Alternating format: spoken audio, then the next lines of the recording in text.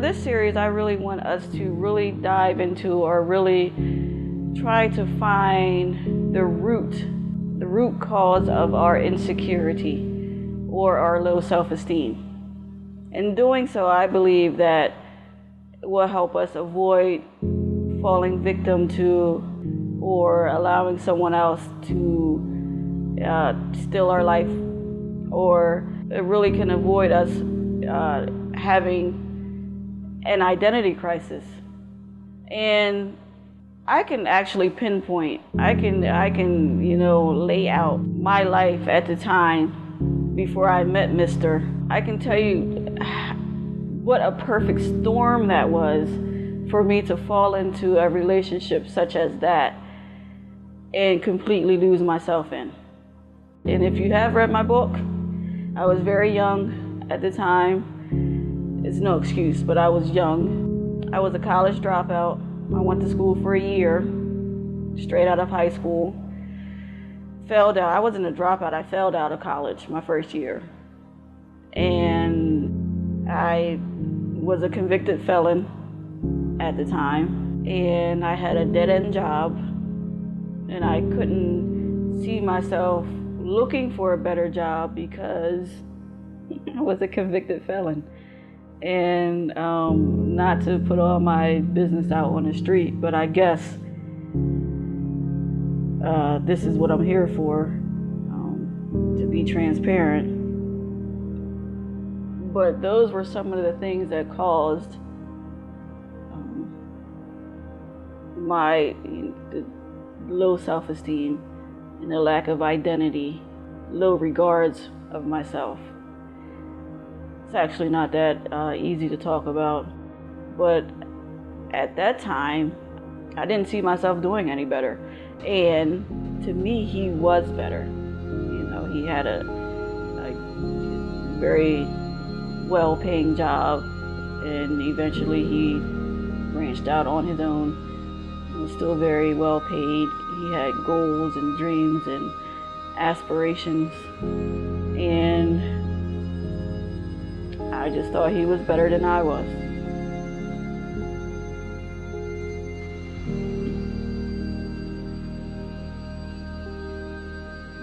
So I got caught up in this lifestyle that was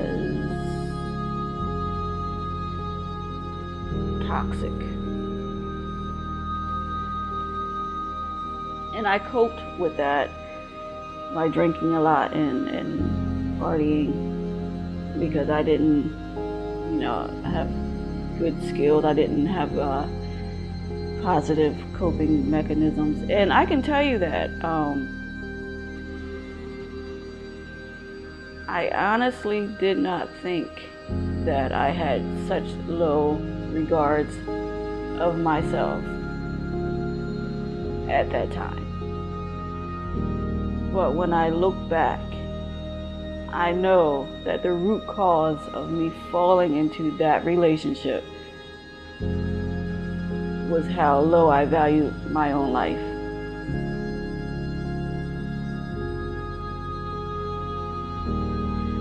So hopefully,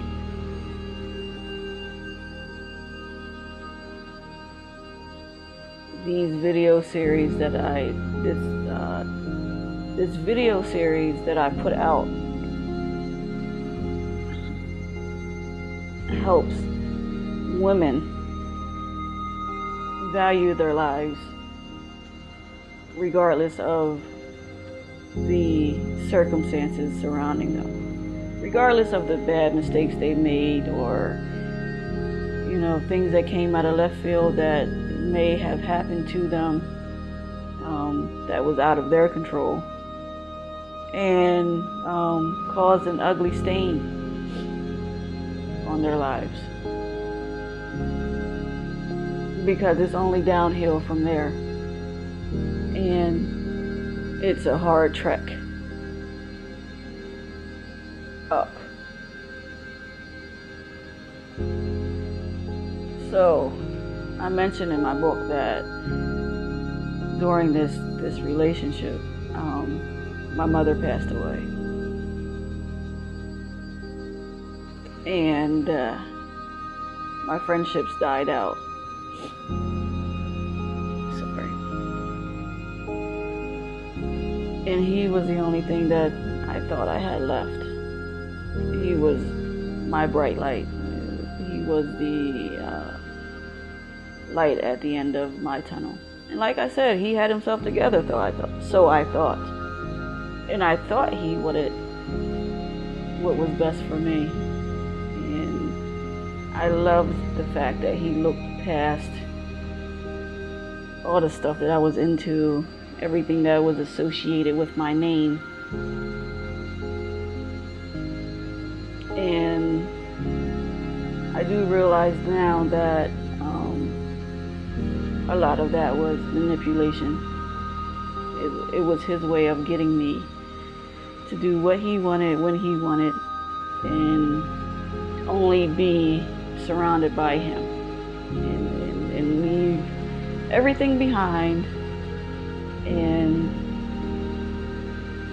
it would just be me and him and whomever else he may have been dealing with at the time.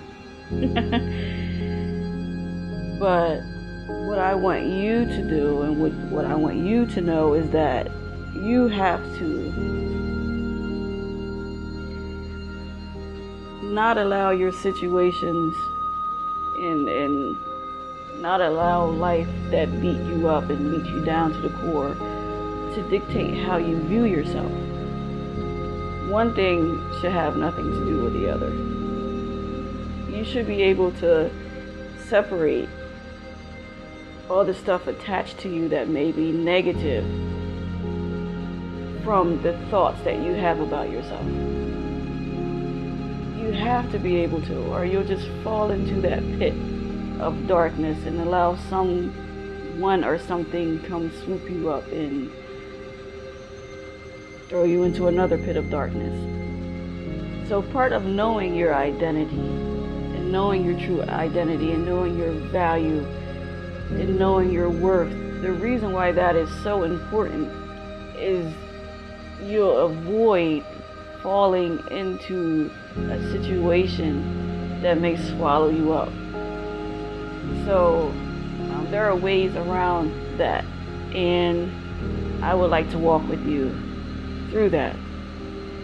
If you want to do better, if you want to view yourself better, and you just don't have it in yourself right now to do that, I want to be able to instill that in you, because you're not the negative stuff attached to you.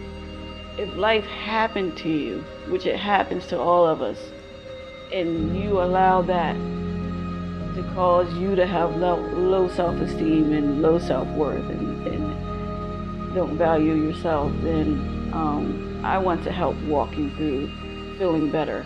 Not only feeling better, viewing yourself better, that you have high regards of yourself. And like I said before, previously, it's not being conceited. It's just being confident in who you are and in who God created you to be.